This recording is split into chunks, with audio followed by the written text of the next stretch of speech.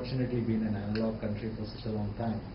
And given that it is predominantly analog, the cable networks have not matured to a point where we own our customers. Happily enough, I think the government is now in the process of is contemplating some fairly radical change, and that change is, I would almost say, cataclysmic for the telecommunications industry, because first of all, there is so much of cable infrastructure in this country, and the amount of bandwidth available in this infrastructure is, the spectrum available in this infrastructure is, theoretically an unlimited amount of spectrum, which is in fact far superior to the wireless spectrum, which is limited by physics. So I think the government has recognized the need to exploit that. If you go through the new telecom policy and the news that has been doing the rounds about the digitization of the cable business, I think there will be a dramatic shift. In fact, I'm jumping the gun, but it will call for significant transformation of the way we do business in the cable business. We don't really own the customer.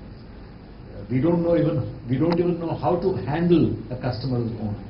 So people like me who are actually from the old mobile industry, I think we bring a lot of value to the table to teach the cable industry the value of owning a customer, serving him well, and managing the lifetime of that customer. That is not a skill set that the cable industry has. I'm confident it will change. More mature players like Hathway are capable of making that change, but many of the smaller players will get consolidated into people who can manage that customer.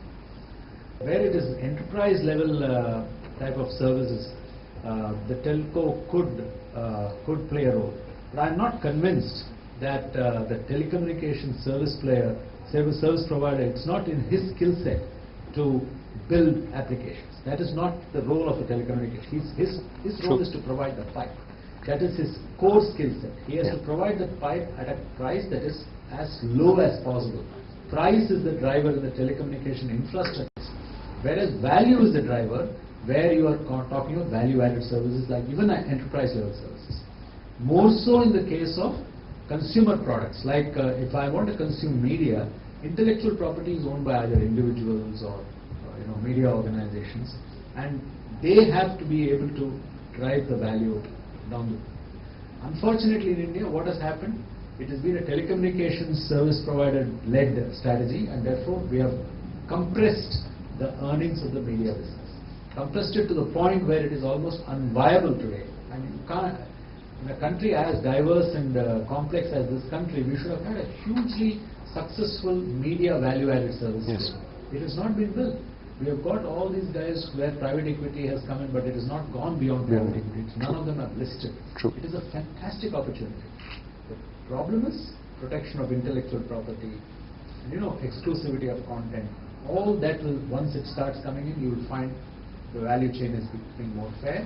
More fair revenues are earned by the media guys.